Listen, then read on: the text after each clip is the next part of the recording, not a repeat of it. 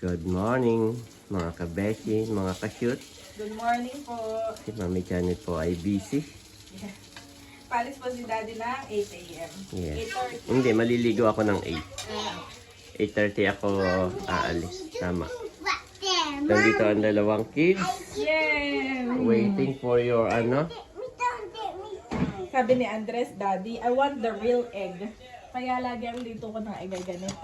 Ayaw niya na yung sunny side up. Ayaw niya na sunny side up. Real egg daw yung ganyan. Palaruan na pala doon. Oo. At kahapon po kami nanonood ng vlog ni Andres. Kahapon po, si Mami Janet pala ay bumili rin ng ABR. Ano, pitik ng pitik. Mami, ito ay 220. Yan, 220 po. Nilagyan namin ng ABR itong TV. Gawa nga nung nakaraan na nasira siya. Ay, Alam ka na. ay yun yung parang naging findings. Naging pwedeng posibleng naging dahilan ay yung fluctuation ng kuryente. Kaya po pagka hindi namin ginagamit ay amin talagang ina-unplug. Tapos ay kapag naman matagal nang nanonood, ang payo ng technician ay maximum ay 5. Tama ba? 5 hours. So kami naman 3 hours, 2 hours ay patay na ang TV. Pitik ng pitik, Mami. Ba't kaya dito sa atin nagpa-fluctuate na? Ayan, wala naman. Yan ay pangalawa ko na. Ito po yung una nasira na. Oh, ayan Meron akong isa pang AVR. May pinapaayos ka pa. Kasi may pinapayos pa akong isa pa. Sana na may okay na ito Sabi naman ng technician ay 500 watts lang ay okay na. Kaya ganito na lang ang kinuha ni Mami. 500 watts. Walang ibang nakasaksak dyan. TV lang. Sa TV nga daw yung ganyan. Sabi. Tinanong mo din. Ayan. Ayan. Breakfast na ang Mama Sonia. Ay, may ginagawa lang sa taas. May ginagawa. Okay. Si Mamay pa. Bibili ng gamot si Mama Son. Alabas din. Palabaso. Ay, gusto niya daw siyang bumili. Oo. Siya Para makalabas din yan naman. Siya daw ay may mga bibili. Yes. Pray na, Bobby. Ay, pray na tayo. Pray na tayo, Bobby. Taka Let's pray. maliligo na. God is good. God is great. Amen. Si Andres na nag-pray. Si Andres na. Woo! God is good. God is great. Si Andres po. Ang galing.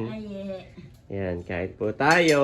Si Madera ay hanggang next week pa dito Wednesday. Dahil si Doc ay may pinapainom na gamot. After nun ay itetest ulit siya. Tapos titingnan kung Effective. kung after nun ay doon siya magre-reseta ng bago, no? Oo. Dun siya mag-come. Kaya si nanay ay hanggang pa po dito. Wednesday. Yan, Ngayon matatagal pa na. naman ay birthday rin ng Tito Becca. Sila sunod-sunod. Si Seth, si Oo. Becca, si Leia, Ay, Bossing at si Nerly. sabi nga ni tatay ay tumawag kahapon ay, umuwi ka na daw at balik ka na lang uli next week. Oo kaya mo naman ang ganyan, nanay. Ha? Kaya mo naman nanay. O baka ay kilalong mapagod na So si Mami Janet ay mayroong egg. Yan daw ang real egg. At saka mayroong yung bigay ni Mayor na na luncheon meat. Yan, kain na po. Okay, I will get your egg. Okay, Bobby. Kain na po. Mami, ako na rin sa takam. Alis ka na. Oo. Ingat, Daddy, sa shoot. Kakakainin ko lang ang boys. Kausap ni nanay si Mahal. At si Daddy po ay paalis na. Daddy, yung tubigan. Ingat ka. My shoe. Ay, nga pala. Salamat. Thank you, Lord, at Bye-bye, my shoot. boys! Bye-bye, Daddy. Take care. Ikaw na may kumain na. At breakfast na yan. Bye-bye, Daddy. Bye-bye will go to work para may pambili si Bobby ng milk. At pagkain. At vitamins. Thank you, Daddy. Yung pala ang pinoproblema ni Bobby ay Bye-bye, Daddy. Dito pa yung naglalabas si Mama Sonia. Check mo nga mami sa mga bulsa. Alin? Yung dindihan ni Bobby. Ah, sige. Bulsa nang? Ah, yeah po. Oo nga pala. Naglalambing na agad si Bobby. Hindi pa man lang nakakaalis si Mama Sonia. At si Mama po ay maliligo lang. At siya bibili rin ng kanyang gamot. At gusto niya daw lumabas ngayon. Yan. Eto, Mama. At ibibili na rin po ni Mama Sonia si Mother. Naandyan na rin yung pambili ni Mother ng gamot. Eto. Yan ay 10 pieces lang daw, Mama. Ipakikip na lang yung resibo, Mama, at pinapile yan ni Nanay. At kanyang nire-report. Yan po si Ayi. Si Bobby ay naligo na. Bali si Andres na lang po. At may pamasahe na rin dun si Mama at pambili niya ng kanyang maintenance. Ingat, Mother. Mamimiss ka ni Bobby. Gising na po ang boys. Hindi na nakaintay sa aking sa lulutuin kong sopas. Mga nagkain na ng ano kinain mo, Bobby? Is that Oreo? Ha? Oreo yan? Oreo? Yes, pero yung kanyang, tinan mo yung kanyang Dutch meal.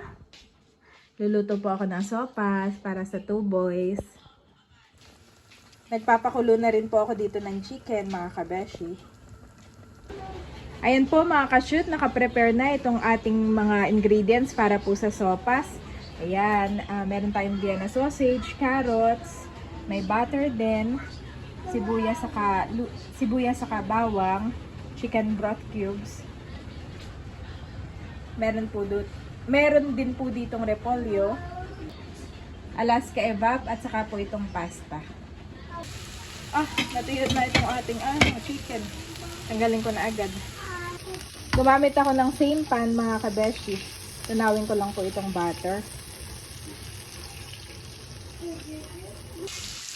Grabe, napakabango po ng aroma.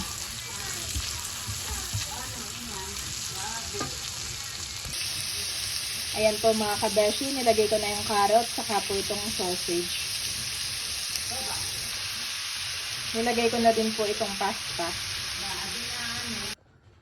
Ito na po yung ating sabaw at lalagyan ko na po ito ng milk. Nilagay ko na rin yung pinakulo natin na chicken at akin ng hinimay. Wow! So yummy mga kabeshi. Namiss ko po ang sopas. Papalambutin ko na lang yung pasta. Ayan po mga ka-shoot, habang nagpapakulo tayo nung sa sopas, nandito kami ni Bobby. Si Bobby po ay nagkakain ng orange at kakagising. Ayan. So bali, magmamarinate na po ako ng beef.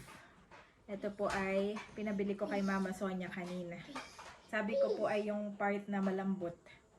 At akin pong ibi-beef tapa. Wow. Grabe po. Taba. Saka mapula, fresh na fresh. Bale, mag-ano muna ako ng mga isang buong luto. What is this? Onions? No, it's a garlic. Galing po ng memory ni Bobby. Onion daw. Garlic. It's a garlic.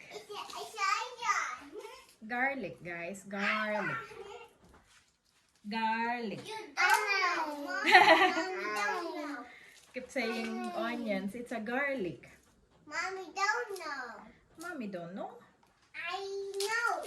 Oh, you knows what? Bobby. Ay, Bawang may lamang ka. garlic. Alin po na? Nakabitage. Opo. Yung amin ay natuyo na. Ah, talaga? Nawawalan pala iyan ang natutuyo pag matagal. Oo. Yan ay matagal na. Yung pong nakabitin namin na bawang dito sa kitchen ay matagal na nga iyan.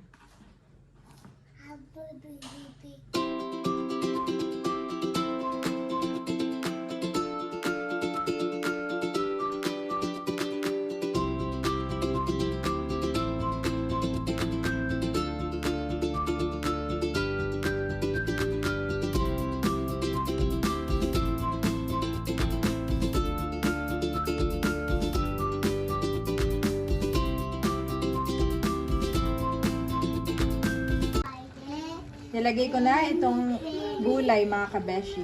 Itong repolyo.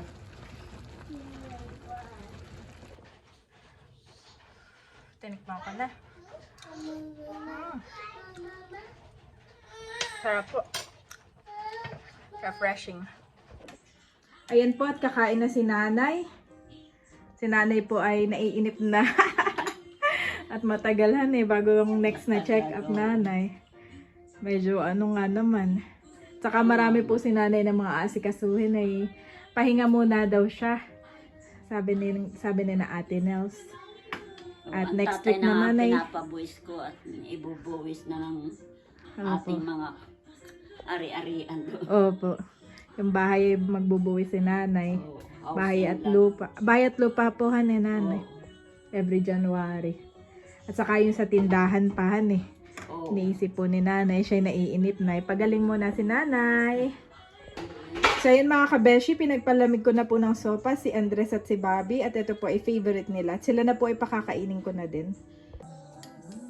Kain muna tayo. Makain na din po si Andres. Sarap, Bobby. Saka po si Bobby kumakain. O kasi pag po pala nito. Lilinis ng mga pinagkalatan. Tamo po ang kalat nila. Ako may tawa kay Bobby. Kami ni nanay. At panay ang walis naman ni Bobby. Panay din naman ang kalat. Walis na walis si Bobby. Pero kalat din naman ang kalat. Ano mo? Sipag. Oo. Ayan po si Mama Sonia. At kakain na rin ng sopas. Wow. Napakain ko pa yung dalawa. Damihan mo, Mama. Mamaya. Si Bobby po after kumain ay naglalambing. Sa nanay. Naglalambing sa nanay Nagpapasubo sa lola. Yummy, Bobby? Yummy, Bobby? Mommy. Yummy! So yan mga kabeshi, kami po ay nagkainan na ng sopas. At tapos ko na rin itong tuwain. Yan. At ito nga mga kabeshi ay nilagyan ko na ng garlic. Hindi pala nilalagyan ng sibuyas at luya aking sinerch ay hindi ko pa makalimutan. So yan, lagyan na natin ng mga ingredients. Lalagyan ko po ng asin. Kontian ko lang at pag minsan guys. Tapos ay 2 tablespoon ng mamasitas. Pero tansyahin nyo na lang mga kabeshi. Tapos po ay syempre toyo. Kontian lang natin. Yan. Oh no, napadami yata. Kaya unti na lang yung asin na nilagay ko. Tapos mga kabeshi ay calamansi juice. Mga 2 tablespoon. Gawin ko ng 3. Yan. Wow. Pwede rin po lagyan ng asukal. Pero dahil nilagyan ko na ng oyster, ay okay na to. Kulang pa ako sa sauce. Lagyan pa natin ng additional.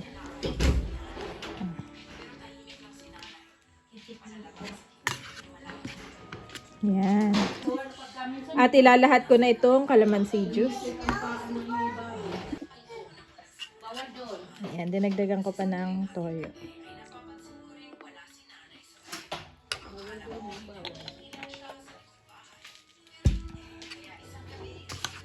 At ito nga po ay dadalhin natin sa Kabeshi's Christmas party bukas. Bale, mag-overnight po kami doon at ito ay pang breakfast natin. Pero mag-iiwan din po ako dito sa bahay. At ito naman po ay marami. Ito po ay mahigit 1 kilo. Napakadami po nito.